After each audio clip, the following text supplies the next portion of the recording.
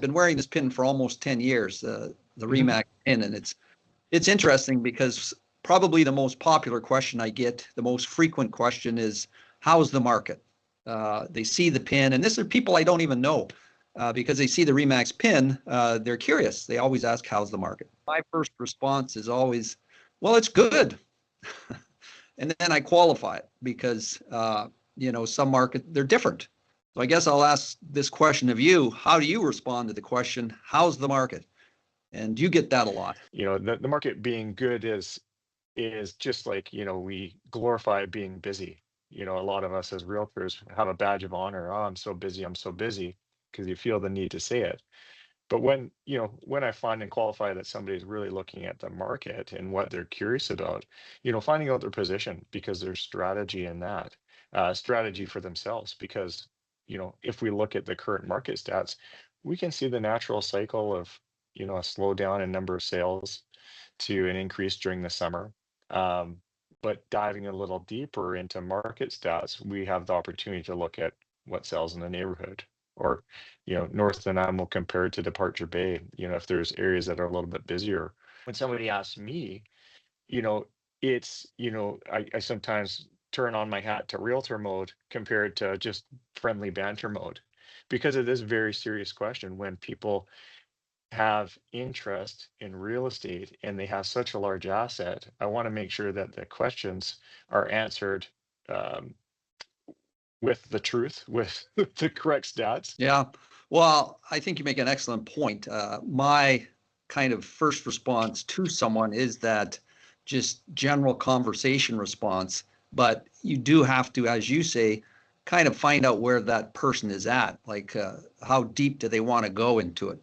And I think, for me, so I do give that brief answer. Well, it's good, and here's some of the reasons why it's good. But we do need to kind of dig into it. And I think getting beyond the statistics is probably the most important thing.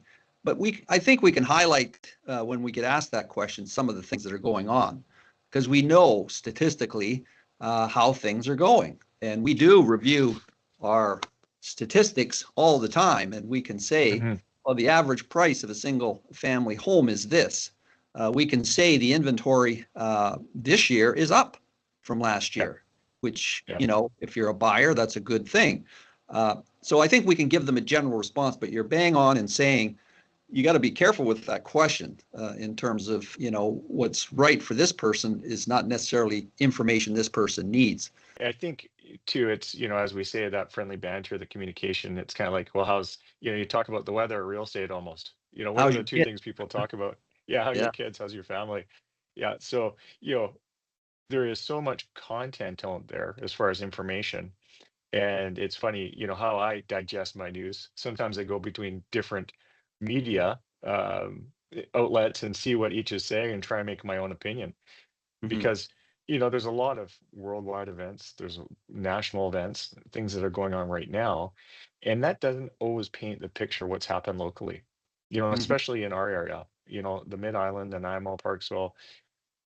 They're areas that are the paradise of Canada. And I'm not selling it, it's true. Here we are, it's 8 degrees early March. I was talking to somebody in another province, and they're going ice fishing tomorrow. Now that's Mhm. great. It's just not for me. So I joke, Yeah. we just go ice fishing. I'll think about them while I'm trying on my shorts. So Yeah. going back to our market here, I think we've always comforted by some natural migration and people wanting to be here. And that does go up and down. We saw a pretty slow January, didn't we? Almost single family, 40 sales. So that's not much in comparison to last year. But we rebounded, and about 70 sales in the single family market last year because of improvements in weather, people starting to plan their trips out to our area, and just bring more buyers into the market. I think it goes into depth here when we want to really answer the question with someone that is interested in selling and buying. And we do use our statistics, and I flash these in front to say we get these every month, and they do tell a bit of a story. I was just reviewing them February statistics to see that inventory is creeping up year over last year or month over last month last year. But I did notice, interestingly, that the condo stats are showing a decrease in listings, and we've even Hmm. felt that because we've had a few listings in condos, and they've gone quite quickly. Now, having said that, there are other condos that aren't going as quick, and so when we're talking about how the market is with a client that wants to buy or sell, we do dig in to the statistics, talk about comparable sales, and we find lots of different places because it again, we don't have all the answers through our statistics. So we actually talk to a mortgage specialist and they tell us, I was talking to someone the other day and they said, well, Ken, what I'm finding is a lot of people are preparing for mortgages. They're getting pre-approval, and they were quite, saying that we think the spring market is going to be strong. So as a seller, you kind of take that information, go, oh, this might be a great time to get my property listed because people are preparing to buy. They just, we know from statistics that the spring market is when the most people are buying and selling. So I just want to make the point that not only do we look at the statistics, but we also look at other variables such as interest rates, talking to mortgage specialists, what's going on in the world, and watching the activity, because sometimes the activity out there in terms of our buyers, our sellers, is different from what the statistics are saying. So a lot of factors. And of course, there's a lag time in real estate that other markets, if somebody wants to go buy a car, they go buy it out, on the weekend maybe, where people look at homes, it's can be a year process for somebody where they're looking at real estate, keeping an eye on it, want to watch market trends. Then they go to a mortgage broker, or before that, they might save some money, or making sure that their banking is in check, and going through that process. So it's not immediate. Usually there's a month lag time. So going back to your point about a mortgage broker saying pre-approval, and your opinion, which I share, is that that's leading up to some more activity in the Mhm. marketplace. It depends on the individual. So, if you're a seller now, I can honestly say the market is good, but that means you have to prepare your house. You have to have the right price. If you're a buyer, the market is good because there's a bit more inventory in certain products, but you have to prepare yourself to buy. You have to have Mhm. that mortgage approval. You have to have the down payment ready. You have to be ready to make that jump because we're seeing properties that when they get priced right, they're going very quickly, and there's still multiple offers. And I've had a buyer who's sort of missed out on a couple because they hesitated and said, well, I'm not quite sure, or maybe I'm not quite ready, or I'm renting until the end of April, so I'm going to wait till April to buy, or something like that. So the buyer has to be ready, the seller has to be ready, and yes, it is a good market. Markets are really dependent. Sure, they're on external factors, but markets are dependent on confidence of the actual buyer, the person who's going and making that offer, and moving forward with things. Sometimes we can see opportunity because we see the stats, but a buyer really is restricted by their own, perhaps emotional concerns rather than common sense. Yes, the emotional is important, but going into statistics, what is the bigger picture? Is this a flip? If it's not, what is the long-term uh, positives and going forward? What are the risks that are involved? And usually, after that discussion, there's some clarity at the end of it. So that comes back to it's an individual thing in terms of how the market is for your specific situation, because you might be looking at a particular type of product that isn't readily available, or as a seller, you might be selling a product that isn't actually in high demand right now. So, there's so Mhm. many factors. And as you point out, it is an emotional thing. Yes, we can look at the statistics, but hey, I love this place. I love this location. I don't care what the statistics tell us. I want to buy this, or I need to Yeah. sell because I've been transferred. So yes, the market might be a little softer for me in terms of what I paid for it because I bought it when the market was quite high. And I'm talking about 4 or 5 years ago, when things were going way over asking price, multiple offers, 10 people wanting the same product. But you need to sell now, and it's more difficult to kind of get all your equity out. So is it the market good for you?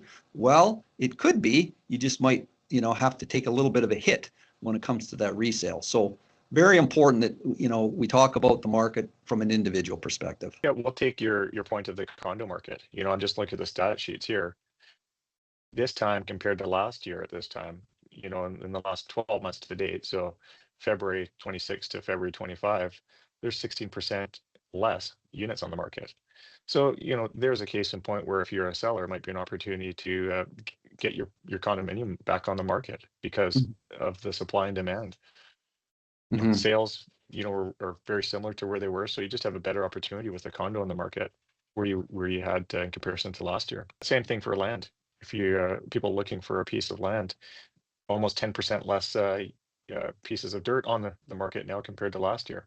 And Mhm. that changes, so if you're somebody now looking for a piece of land, that opportunity might not be there, might be where you're paying a little bit more because there's less product out there. And we know we're going to see more listings coming up in land, in condos, and townhouses, and single families because we are entering into the spring market. And Mhm. over the years, we've got the statistics that shows the most listings and the most sales happen kind of in that March to May period, June.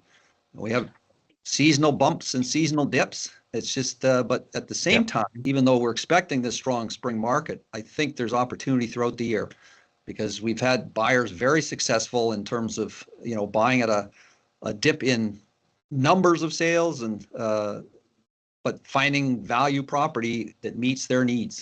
We are, start of the season, as we call, the weather's improving. We're seeing a lot of first-time homebuyers coming onto the market.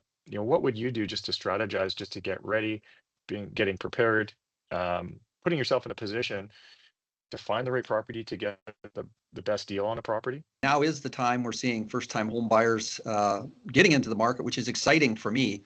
Love to work with a Mhm. first-time home buyer because there is a bit of an educational element to it, as well as an excitement element, a fear element, because this is a big purchase. This is a lot of money. However, having said that, there's the preparation of a first-time home buyer. And we know number one is getting your finances in order. And that means, of course, getting approval for a certain amount of, mortgage, because we need to know what we're working with. But it also means getting your debt in order. It also means looking at future costs that you might have not have thought of. So when you do buy that house, you know that there's property taxes you'll have to pay. You know that you now pay your utilities because in your rent, you used to have that all included. So there's a lot of financial preparation as step number one. It's awareness of, I've seen it where people get approved for more than they want, and then they Mm. go, okay, well, I can get this amount, but we forget, no, we don't forget, but realize that you've got to pay that debt back. And what are those monthly payments? So once you get that sort of finance kind of in a beginning order, because it changes, I mean, things might change in your life, but get a starting point. I think the next Mhm. step is to become familiar with what it is you're interested in and want. And so you follow the market. I mean, we can assist you with that because we have some specialized search tools. You can go to realtor.ca, but we need to narrow down the criteria. What are Well, the criteria? in that search, I like to find out what places have sold for. A Mm. lot of people say, okay, well, my neighbor's house is worth, or excuse me, my neighbor listed for this price. I must be the same price. And I hear that a lot. But importantly, what did your neighbor's house sell for to find a true value? And so I bring that up just because I like to find out what properties are selling for. And that's something we're happily offering to our clients Hmm. because it gives you more realization of actual values. Hmm. Um, you know, we're in a market now where 57% of single family homes are selling. So there's properties that are going on the market for more than they're going to sell for and don't end up selling. There's a information stage that you go through just to understand that. That's another conversation itself. But again, what it sells for is more important than what it's listed for. That's a good point. So I'll have a client that says, look, my upper limit is 500,000 and I'm going into a townhouse. And so, they might look at everything 500 and below, not Hmm. realizing that, hey, we can actually look for things possibly that are 5.25 because we know potentially we can get that for 495 or it's Hmm. priced high. Yeah. You got to watch different things when it comes to the price limit that you have. If you don't understand the market and if you don't have that comfort of knowing what properties are selling for, you don't know a good deal when it comes in front of you. So that's why searching a little bit ahead, knowing the market trends, when a property comes up that you might need to jump on, you can take advantage of that. Because naturally, I want to offer less. Mm-hmm. I want to offer less on anything. I want to get the best deal. And so if I don't have that information when that deal comes ahead of me, I might not be able to jump on it. So, for a first-time home buyer, we often recommend that they get out and do drive-bys. They might see something online, it looks pretty nice. And then they drive by and they go, oh my goodness, it's by this, or it's in this neighborhood, or the neighbors have junk all over their yards. Hmm. So I mean, drive-bys are so important. Get to know a neighborhood. And then when you do find something that's of interest, I mean, then we might go inside. But even before that, like you say, we might do some research to find out kind of how long it's been on the market, because the client might be saying, well, Ken, it's just been listed. We do the research and find out, well, it's been relisted and it's actually been on the market for 6 months. That preliminary research, which I encourage for any buyer, but first-time home buyers, is important. I think that's a good thing, why it's important to use a realtor, because they can do some of that research, which we enjoy, finding out, what's the real story behind the story.